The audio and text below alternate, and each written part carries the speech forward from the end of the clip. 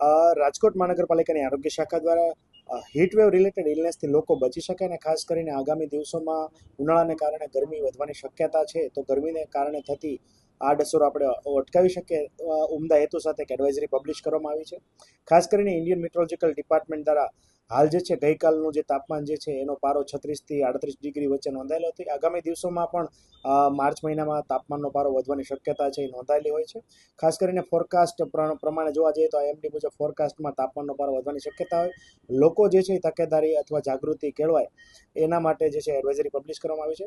લોકોએ બની શકે તો બપોરના સમયે બિનજરૂરી બહાર નીકળવાનું ટાળવું જોઈએ. ખાસ કરીને સગર્ભા ધાત્રી બહેનો ઉપરાંત જે છે સિનિયર સિટીઝન ઉંમરમાં જે મોટા હોય અને લાંબા ગાળાની બીમારીથી પીડિત હોય, લવાઓ ચાલુ હોય, સાથે સાથે બાળકો ઉંમરમાં નાના બાળકોને વેકેશન પડી જાય ત્યારબાદ લોકો જે છે એ બહાર જઈને આઉટડોર એક્ટિવિટી કરતા બાળકો વગેરે ખાસ કરીને આ સમયગાળા દરમિયાન સાવચેતી રાખવાની જરૂરિયાત છે.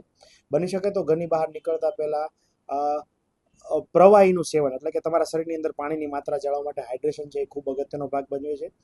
તમને તરસ લાગે કે ના લાગે દર કલાકે ઓછામાં ઓછું 200 ml એટલે કે 1 ગ્લાસ જેટલું પાણી પીવું ખૂબ હિતકારક છે. આ ઉપરાંત બની શકે તો ખાસ કરીને લીંબુ પાણી, લીંબુ શરબત, સોલ્ટેડ વોટર, સાથે સાથે બની શકે તો ઘરે બનાવેલા સાત્વિક તાજા ફળોના જ્યુસ એટલે કે બની શકે તો મોસંબી, સંતરા, નારંગી, તરબૂચ, શક્કરટેટી વગેરેના જ્યુસ જે છે એ લઈ શકાય છે. સાથે સાથે જોવા જઈએ તો લોકોએ બહારના અત્યંત ઠંડા અને અત્યંત ગળ્યા પીણા પીવાનો આગ્રહ જે છે એ રાખવો જોઈએ નહીં. સાદી સોડા જે છે એ ઘણી વખત સેવન કરી શકાય, પરંતુ અત્યંત ઠંડી અને અત્યંત ગળી સોડાઓનું સેવન પણ કરવું જોઈએ નહીં. ઉપરાંત જે છે અત્યારે શેરડીના જ્યુસ પણ જે છે હાઇજેનિક શેરડીનો જ્યુસ પણ જે છે એ લઈ શકાય છે. લોકોએ ભરપેટ ખાવાનું આરોગવાને બદલે કટકે થોડા અંતરાલે ભોજન જે છે આરોગવું જોઈએ. આ ઉપરાંત ખાસ કરીને લોકોએ બહાર નીકળવાનું થાય તો ટોપી, રૂમાલ વગેરે જે છે દ્વારા શરીર ઢંકાય.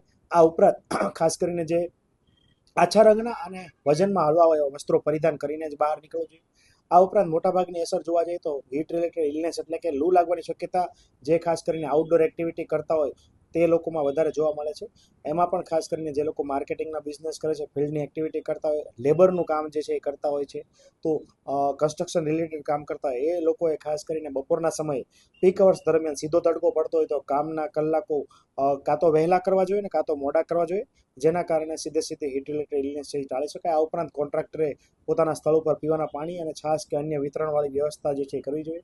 આગામી દિવસોમાં જો તાપમાનનો પારો વધશે તો બપોરના સમયે સિગ્નલ બંધ કરવાની કાર્યવાહી પણ કરવામાં આવશે. સાથે સાથે શેડિંગની કાર્યવાહી પણ સિગ્નલ પર કરવામાં આવશે અને જે વિવિધ પ્રકારના ગાર્ડન છે ત્યાં વિવિધ પ્રકાર પાણીની પીવાની વ્યવસ્થા સાથે સાથે છાંયડાની વ્યવસ્થા પણ જે છે એ કરવામાં આવશે.